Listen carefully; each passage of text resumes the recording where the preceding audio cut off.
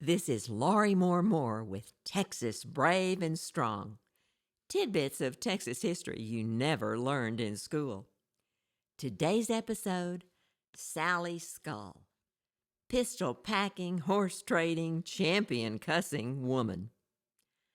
Sally Scull was like a Texas tornado. You knew it when she blew into town. Sally wore a pistol on each hip and was a crack shot with a quick draw.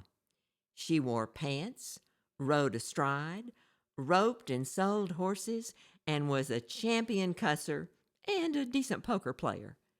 In short, a true Texas character with a reputation for liking men. She married 5 of them, and most came to mysterious ends. More about that later. It's no surprise that Sally was tough. Her grandfather, William Rabb, was one of Stephen F. Austin's old 300 settlers who colonized Texas. Rabb moved his family, including his daughter Rachel, her husband Joseph Newman, and toddler Sarah, to his land grant in what is now LaGrange in Fayette County. But back then, it was deep in dangerous Comanche territory. After several encounters with the Comanche, the family moved to new land located where the town of Horton is today. One dramatic Indian encounter illustrates how Sally's tough and resourceful characteristics may have originated. During a Comanche attack on the family cabin, Sally's mother realized an attacker was trying to lift the cabin door off its hinges. Seeing the Indian's foot between the dirt floor and the bottom of the door, she grabbed an axe and chopped off the attacker's toes. When she realized others were trying to come into the cabin through the chimney, she set fire to a feather pillow and sent smoke and flames up the chimney. Sally was just 16 in 1833 when she married Jesse Robinson, a former Texas Ranger and Indian fighter who was twice her age. Sally first met Robinson when she was a little girl. Robinson was among the men who rescued the Newman family from 200 Waco and Tawakoni Indians who were intent on burning them alive. The newlyweds lived on Robinson's land grant in Wharton County and had 2 children.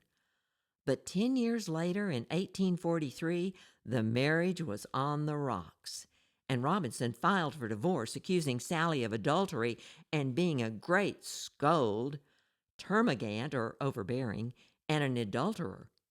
11 days after divorce papers were filed, Sally married her second husband, George H. Scull, a supposedly mild-mannered gunsmith. Following their divorce, Sally and Robinson continued to spend several years quarreling over the custody and the education of their 2 children. During this time, Sally placed the children in a New Orleans convent. Robinson pulled them out and placed them in a different convent. Sally was not to be overridden, and she abducted the children, placing them in yet again another convent. Scull, husband number 2, disappeared in 1849. When asked about him, Sally simply said, "He's dead." The rumor was that Sally shot and buried him. People must have been too intimidated to ask further questions. 3 years later, Sally changed the spelling of her last name from Scull to Skull. She bought a 150-acre ranch in Banquette in Nueces County and married husband number 3, John Doyle. Together, they created a horse ranch and successful horse trading business. In the 1850s, Sally became notorious. John S. Rip Ford, a famous Texas Ranger, wrote in his memoirs of seeing Sally in 1852 at a Corpus Christi fair where she shot a man. In the mid-50s, a European tourist wrote about Sally and her reputation. The conversation of these bravos drew my attention to a female character of frontier life, and on inquiry, I heard the following particulars. They were speaking of a North American Amazon, a perfect female desperado, who from inclination has chosen as her residence the wild border country on the Rio Grande. She can handle a revolver and a bowie knife like the most reckless and skillful man. She appears at dances thus armed, and has even shot several men at merrymakings. She carries on the trade of a cattle dealer and a common freight character. She drives wild horses from prairie to market and takes her oxen wagon along through the ill-reputed country between Corpus Christi and the Rio Grande. With the unexplained death of Doyle, husband number 3, Sally's reputation as a self-made widow grew. Doyle, like Scull, simply disappeared. There are several theories about what might have happened to Doyle. Theory 1, he tried to kill his shrew of a wife, but she killed him first. Theory 2, Sally shot him by accident when he threw cold water on her to wake her up after a drunken fandango party in Corpus Christi. Theory 3, the one commonly accepted. Sally found Doyle drinking whiskey from an open barrel, pushed his head in, holding it down, screaming, "There, drink your fill!" He drowned. Sally provided no clues to whether or not one of these versions might be true, just that Doyle's dead. Sally continued her horse trading after Doyle's death, making dangerous trips into Mexico, often alone, to buy wild mustangs, which she sold in New Orleans. By 1855, Sally was married to Isaiah Watkins, but left him after 5 months, accusing him of beating her and adultery with a woman named Juanita.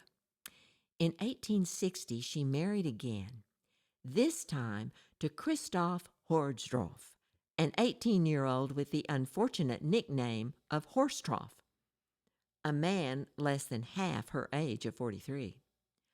By 1861, the Civil War had started, and Sally responded to a new business opportunity. The Union blockade of the Gulf of Mexico hindered the shipping and the sale of Texas cotton from Confederate ports. Matamoros, Mexico, became the center of the cotton trade between the Confederacy and the cotton markets in Europe and, strangely enough, the market in the U.S. North. Cotton traveled from the interior of Texas on the old trails of the Camino Royale to Brownsville and then across the river to Matamoros and the adjacent port of Baghdad to be loaded on small foreign flag ships, which the Union blockade would not challenge due to fears of creating an international incident. These small ships carried cotton to ports like Havana, Cuba, where it was located on large sailing ships bound for England and other foreign ports, as well as for New York. Yes, Texas cotton was sold to the Union in return for supplies for the Confederacy. Strange but true. The town of Banquette, Sally's headquarters, was a key stop on the Cotton Road to Matamoros.